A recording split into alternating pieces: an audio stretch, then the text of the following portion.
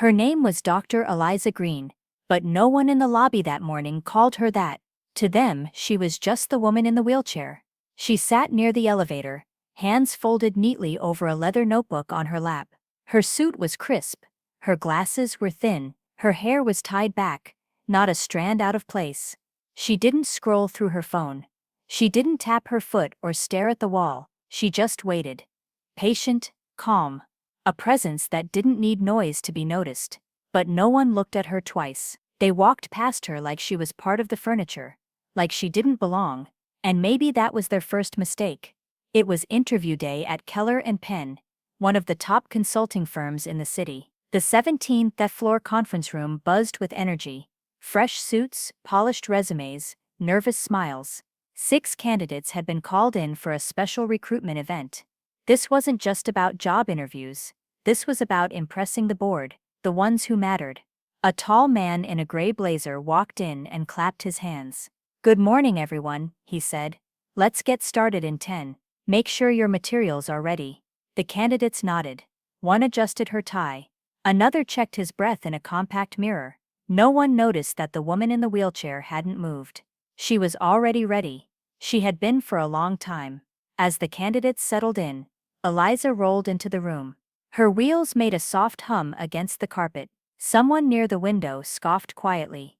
Another candidate whispered, "They're letting her interview?"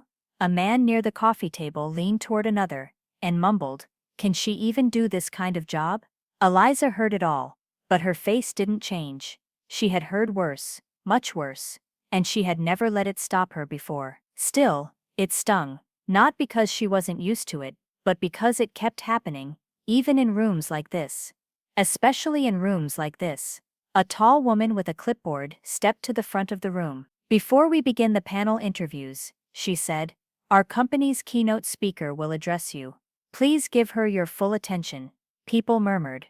"Keynote?" someone asked. "Must be a partner," said another. The assistant smiled and turned to the door. "And now, please welcome," she paused, "Dr. Eliza Green, our head of strategic development and co-lead of this hiring board." The room went silent. All eyes turned, and then, Eliza wheeled herself calmly to the front of the room. The same woman they had whispered about. The same one they had judged with a glance. Now, holding the mic, she took the microphone without a word for a moment. She let the quiet sit heavy in the room. Then, she smiled gently. "You know," she said, "I almost didn't apply to this company years ago." Her voice was calm, but powerful. "I was afraid of the stares, the questions, the silence." She looked around the room, eyes sharp, and this morning I was reminded why. Several candidates shifted uncomfortably in their chairs. Eliza continued, "I heard whispers, I saw the looks. Some of you decided what I could or couldn't do, before I ever said a word." Her smile faded, just a little. "But here's what you didn't know." Eliza didn't rush. She didn't fill the silence with nervous chatter. She let the weight of the room settle. Then she lifted the mic a little closer. "You've led over 200 campaigns," she began, her voice calm and clear. "I've worked in 6 countries, across 5 industries. I've brought in over $20 million in contracts to this firm. Personally." She paused, not for applause, not for praise, but to let the numbers sink in. You could hear someone shift in their seat. Another person swallowed hard. Eliza scanned the room. Her eyes didn't accuse. They invited truth. "I'm not here to prove I belong in this room," she said softly. "I built this room.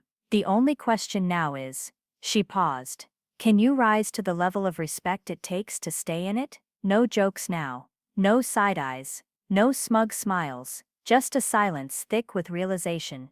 A few people looked down. One tapped their pen nervously. Another clasped their hands together, tight. Eliza gave a small nod. "This is your chance," she said, "to be more than what you appear to be. To listen before you speak. To see before you judge." Then she passed the mic back to the coordinator and rolled over to the far side of the panel table. Not with drama, not with anger, just quiet strength. The interviews began, and the energy in the room had completely changed. The first candidate stepped forward. His shoes tapped quickly against the floor, his paper trembling slightly in his hands. His answers came out stiff, memorized too fast. He had prepared all week. But not for this. Not for the kind of reflection Eliza's words had triggered. The second candidate spoke with more care. She paused often, not because she didn't know what to say, but because she was choosing her words with real thought now. By the third interview, the tone was clear. People were no longer trying to impress the room, they were trying to honor it. He spoke with care. They made room for silence. They made room for listening, and the ones who had laughed at Eliza earlier, they couldn't even look her in the eye. Some of them avoided her gaze out of shame. Others watched her closely, not out of fear, but out of respect. By the end of the session, everyone in that room had been tested in more ways than one. As the final interview wrapped, a young woman lingered near the door. She was the last to leave. She clutched her resume, like a lifeline, and approached Eliza slowly. "Hi, Dr. Green," she said, voice soft. Eliza looked up, offering a gentle smile. The woman hesitated, then said, I wanted to say I'm sorry. "For what happened earlier?" I didn't say anything, but I didn't stop it either. Eliza nodded. Thank you for saying that. There was another pause. Then the woman added something quietly. You didn't just change how I see you, you changed how I see me. Eliza's smile widened. Not prideful, just full of quiet warmth. That's where real work begins, she said. 3 days later, a photo went up on the company's homepage. It wasn't flashy, no bright filters, no fancy editing, just a moment, frozen in time. Eliza seated at the front of the panel, microphone in hand. Her expression was calm, focused, kind. He compelled. The caption underneath read, Don't assume. Listen, Dr. Eliza Green.